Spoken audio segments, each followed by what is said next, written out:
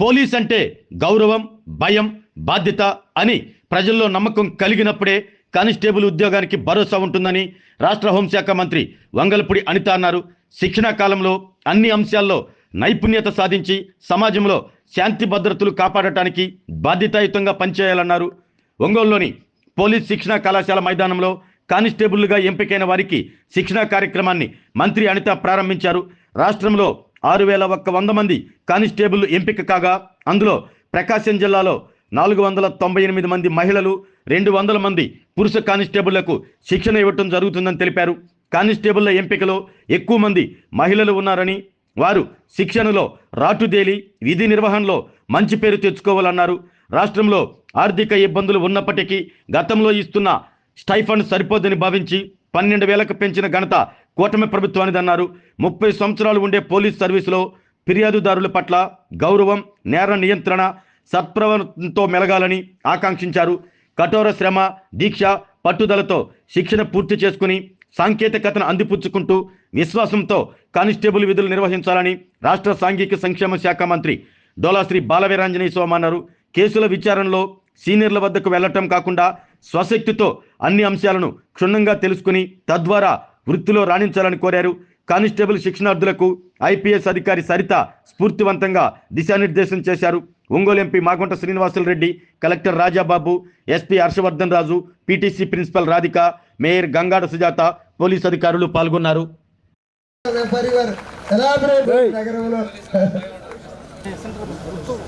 ఆ రాష్ట్రంలో రకరకాల మనుషులు, రకరకాల భాషలు మాట్లాడేవాళ్ళు. మీరు మాట్లాడిన మాట వేరేగా ఉంటుంది శ్రీకాకుళం నుంచి, అదే రాయలసీమలో వాళ్ళు మాట్లాడే మాట వేరేగా ఉంటుంది.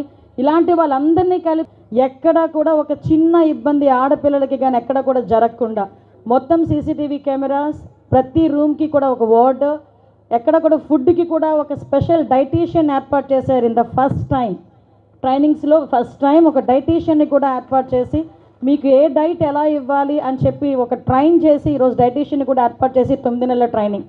ఈ 9 నెలల ట్రైనింగ్లో మీరు నేర్చుకోవాల్సింది దగ్గర మీ 30 సంవత్సరాల సర్వీస్ని నేర్చుకోవాలి.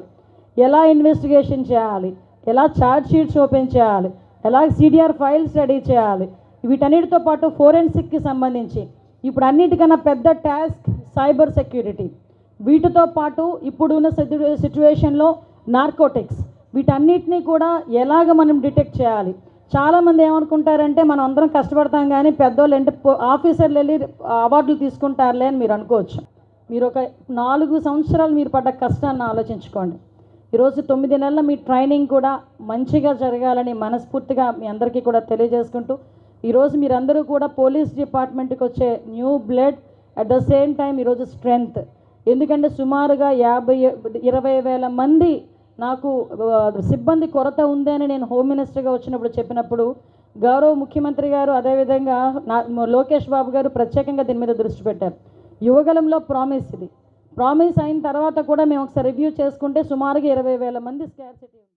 మీరందరూ కూడా సమాజానికి సేవ చేయాలన్న దానిలో మా ఎన్డీఏ ప్రభుత్వంలో ఉప ముఖ్యమంత్రి పవన్ కళ్యాణ్ గారు కూడా మీకు సమాజానికి అంకిత భావంతో ఉండాలని కోరుకుంటూ ప్రతి అంశంలోనూ కూడా ముఖ్యమంత్రి చంద్రబాబు నాయుడు గారికి తోడుగా అండగా ఉంటూ మీ రిక్రూట్మెంట్ విషయాల్లో కూడా హోమ్ మినిస్టర్ గారు ఎంత చొరవ చూసుకున్నారో వీటన్నిటిలో కూడా వారి పాత్ర కూడా ఉన్నదనే విషయం మీకు తెలియజేస్తా ఉన్నాం.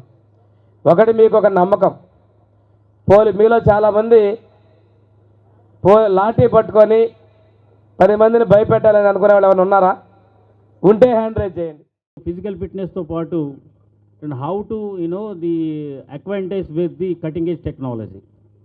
Present technology etla undi, how to catch a thief, how to detect a crime, so how to expect the probable crimes, ivanni kuda manaki chaala smart ga cheste manaki chaala upayogapadutundi. So dayachesi meer andaru kuda ee training period ni chaala effective ga efficient ga use చేసుకోవాలని ఒకసారి మీ అందరికీ కూడా తెలియజేసుకుంటూ, కొత్తగా recruit అయిన constables కూడా ఒకరోజు class తీసుకోవడం జరిగింది. ఎక్కువ సమయం కాదు, కొంతవరకైనా అనుకోండి. ఆ తర్వాత 2-3 సార్లు రావటం. ఎప్పుడు ఇక్కడ వివిఐపీలు అంటే ముఖ్యమంత్రి గారు వచ్చినా, గవర్నర్ గారు వచ్చినా ఇక్కడే హెలికాప్టర్ అనేది ల్యాండ్ అవుతుండే సమయం ఉండేది.